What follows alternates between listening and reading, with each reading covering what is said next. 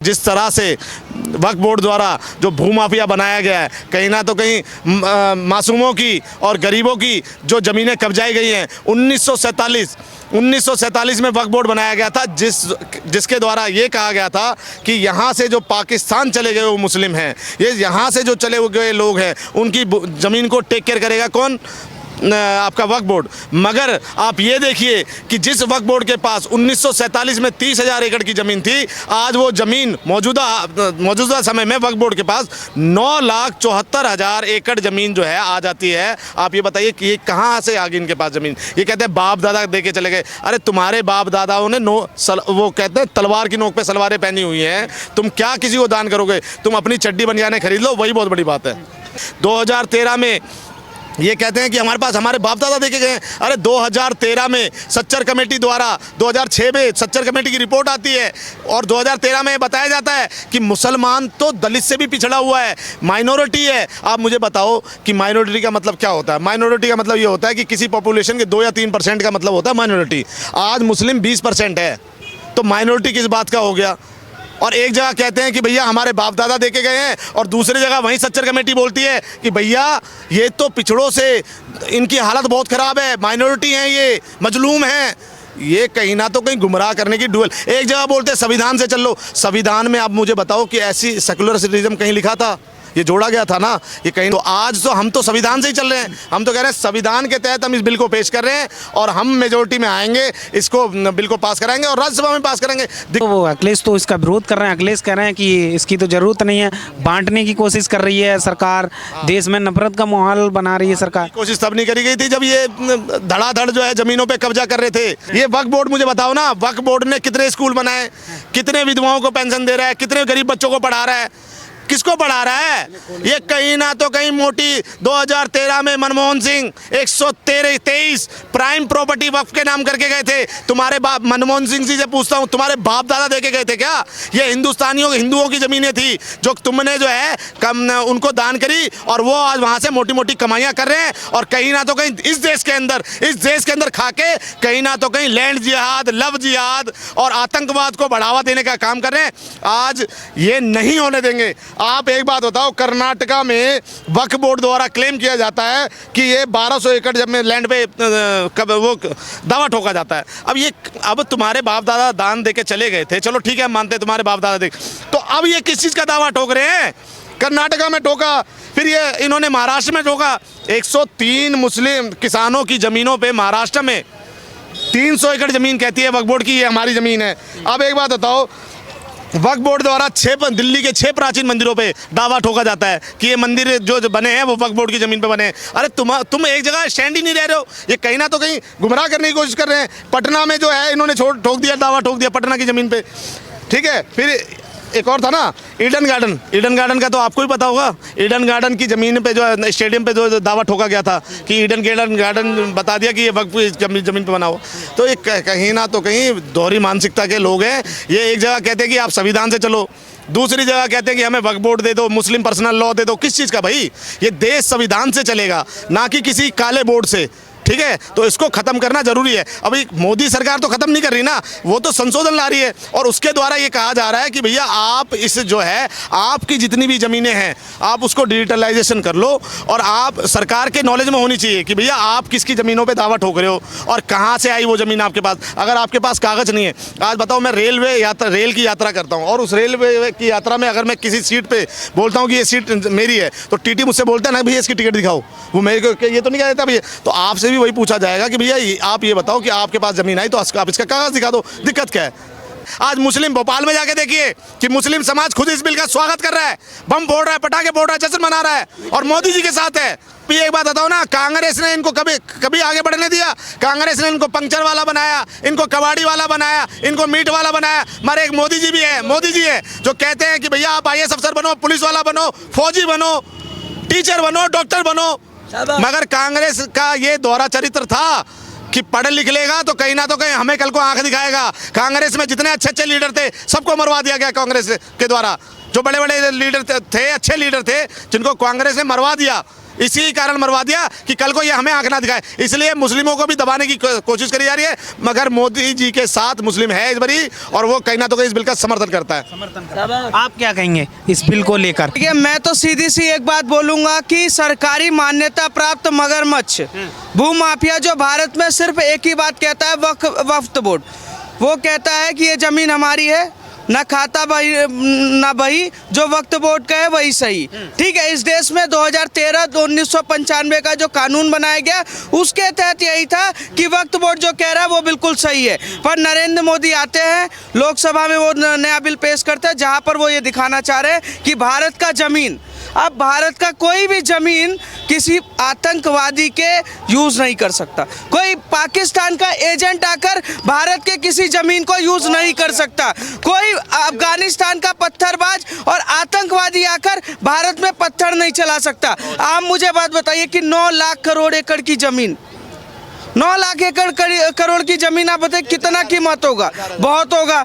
इनके साल की कमाई है 1,36,00,000 रुपए, जिसकी कमाई होनी चाहिए 12,000 करोड़ के आसपास, उसकी कमाई ये दिखाते हैं 1,36,00,000 रुपए। वो कौन लोग हैं जो वक्फ बोर्ड का सारा पैसा ले रहे हैं? कांग्रेस, सपा, अखिलेश यादव, राहुल गांधी, ये सारे लोग हैं।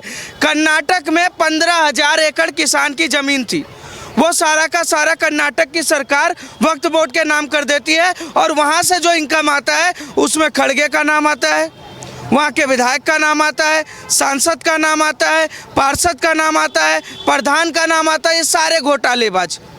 अब आते हैं ओबीसी। ओबीसी क्यों चिल्ला रहा है? उसने 3,000 एकड़ के करीब जमीन पर कब्जा कर रखा है वक्फ बोर्ड पे। आज वक्फ बोर्ड की जितनी भी जमीन है कहीं ना कहीं वो शराब बनाने के घोटालों पे दिया जा रहा है, होटल बनाने के काम में यूज किया जा रहा है। कहते हैं कि अल्लाह के नाम पर दिया गया दान है, तो अल्लाह के नाम पर दिया गया दान, क्या हॉस्पिटल नहीं बनना चाहिए वहाँ पर? स्कूल नहीं बनना चाहिए वहाँ पर और चीज़ बनाइए, पर आप क्या बना रहे हैं? शराब खाने, होटल, वहाँ पर बुचड़ खाने, ये सारे चीज़ बनाए जा रहे हैं। और उसके बाद आम मुसलमानों को भड़काया जा रहा है कि तुम्हारे क्या नाम है मदरसे छीन लिए जाएंगे, कब्रिस्तान छीन लिए जाएंगे। मुसलमानों का तो वक्फ बोर्ड से लेना देना नहीं है। इस वक्फ बोर्ड के काले कानून में सिर्फ एक ही चीज़ था कि तुष्टीकरण की राजनीति करो और कहीं ना कहीं मुसलमानों को लूटो। पर नरेंद्र मोदी की सरकार संतुष्टीकरण की राजनीति कर रही है, और ऐसी राजनीति है जहां पर इस देश में जो आतंकवाद, पत्थरबाज, लव जिहाद, धर्मवाद सब खत्म हो जाएगा। कहीं ना कहीं इन लोगों ने आदिवासियों का ज़मीन छीना, दलितों का ज़मीन छीना, सरकारी ज़मीनें कब्जा की। मैं तो कांग्रेस के उस 2013 के कानून पर चर्चा करना चाहूँगा जहां पर दिल्ली के 123 प्रॉपर्टी को जाते जाते ये लास्ट सेशन में वक्फ बोर्ड को दे देते हैं। ठीक है, वक्फ बोर्ड जहां पर भगवान श्री कृष्ण की जमीन थी, भगवान श्री कृष्ण जहां पर द्वारकाधीश, जहां 7,000 साल पुराना इतिहास, वहां वक्फ बोर्ड दावा ठोक देता जब इस्लाम का जन्म नहीं हुआ था। पटना का जो डाकघर है उसको वक्फ बोर्ड ने कब्जा लिया। वक्फ बोर्ड वो मगरमच्छ है, वो लगातार जमीन को कब्जा कर रहा है। ये जो लगातार एक राजनीति कर रहे हैं, समय के साथ जो बदलाव हो रहा है, कहीं ना कहीं मुसलमानों को आतंकवाद बनाने का जो अड्डा खेला जा रहा है। हर मुसलमान की मैं बात नहीं करूंगा, मुसलमानों के हाथ में मोदी जी कहते हैं कंप्यूटर और कुरान, ये क्या कहते हैं? एक हाथ में पत्थर, एक हाथ में कुरान। ये राजनीति कौन खेल रहा है? कांग्रेस खेल रही। अगर एक बार ये कानून जब पास हो जाएगा, आज तो 9 बजे कानून पास हो जाएगा, कल राज्यसभा में पास हो जाएगा। जैसे ही राज्यसभा में पास हो जाएगा, कांग्रेस के कई नेता जेल में मिलेंगे। समाजवादी पार्टी के लाल टोपी वाले जो उठा के गमछा घूमते हैं ना, ये सारे के सारे जेल में मिलेंगे, क्योंकि वक्फ बोर्ड के ज़मीन पर आप 80% ज़मीन सिर्फ कहीं ना कहीं समाजवादी पार्टी, टीएमसी, कांग्रेस, इन लोगों ने कब्जा किया हो, ओबीसी जैसे नेताओं ने। पर जब ये पारदर्शिता आएगी कानून के बाद, अपने आप ही ये सारे के सारे जाएंगे। हल्ला उल्ला ये किसी मुसलमान के लिए नहीं लड़ रहे हैं, किसी मुसलमान नेता के लिए नहीं लड़ रहे और ना किसी आम मुसलमान के लिए लड़ रहे, ये सिर्फ अपने लिए लड़ रहे जो इन्होंने कब्जाया हुआ है। और एक बार ये जब कानून पास हो जाएगा ना, सारा का सारा खेल इस देश में पलट जाएगा। और ज़रूरी है, मैं एक बात बोलता हूँ, वो वक्फ बोर्ड द्वारकाधीश मंदिर कब्जा लेता है, वो वक्फ बोर्ड बिहार के एक गाँव को कब्जाने का काम करता है, वो वक्फ बोर्ड 5000 साल पुराना बिहार का मंदिर कब्जाने का काम करता है, वो वक्फ बोर्ड जो आम मुसलमानों के बिहार का एक छोटा सा गाँव होता है, वहाँ का मुसलमान होता है, उनको कब्जा लेता है और वहाँ तीन मुसलमान औरतें मारी जाती हैं। इस वक्त बोर्ड की वजह से आम मुसलमान भी नहीं बच रहे हैं। आदिवासी, दलित, गरीब मुसलमान, ब्राह्मण, सरकार सबका सबको मान रहा है। क्यों?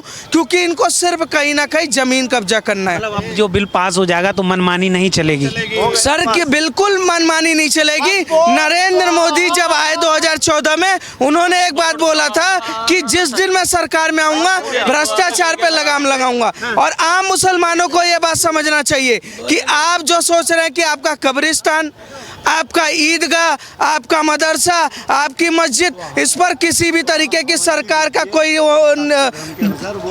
नज़र नहीं है। सरकार की नज़र उन ज़मीनों पे है जिसको इन लोगों ने कब्जा रखा है और उसको छुड़ाना जरूरी है।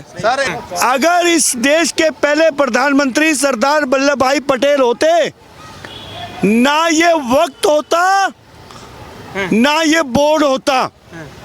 सरदार वल्लभ भाई पटेल ने कहा था कि कुछ हिंदू वो नापाकिस्तान के अंदर हैं, उनको बुला लीजिए और यहाँ से जो थोड़े बहुत भाईचारे वाले लोग हैं उनको वहाँ भेज दीजिए और इस देश को हिंदू राष्ट्र घोषित कर दीजिए। तो वक्त तो उसी टाइम ख़त्म हो जाता। और नेहरू ने अपनी राजनीति चमकाने के लिए ये काम किया और अब वक्त बोर्ड का अंत तय है। देखिए, वक्त की यहाँ पर ज़रूरत नहीं थी। जो लोग यहाँ से हजारों लोग यहाँ से गए पाकिस्तान, जरूरत नहीं थी तो इतने साल आजाद हो गए देश को, इसको खत्म क्यों नहीं किया गया? क्यों नहीं? क्यों इतने दिनों से मनमानी चला रही थी? जब जिसकी जमीन पर दावा ठोक देते, क्यों इतना समय लगा? क्योंकि हमारे देश का दुर्भाग्य था, अभी तक एक भी लाल बहादुर शास्त्री जी के बाद एक भी अच्छा प्रधानमंत्री अटल जी के बाद नहीं आया। आज जो हिंदू जन जागरण हुआ, इसके पीछे बहुत बड़ी गाथा है। 100 साल लग गए राष्ट्रीय स्वयंसेवक को, 1925 से लेकर के 2025 तक 100 साल हिंदुओं को जगाने में लग गए। और जो काम बड़ी तेजी से किया हमारे धीरेन्द्र शास्त्री जी ने किया, तो अब जाके हमारा सनातन जागा है। तो वक्फ बोर्ड की आवाज़ भी अब उठाने का टाइम आया है, क्योंकि वक्त की अब ज़रूरत नहीं है। धीरे धीरे करके इसको ख़त्म करना चाहिए।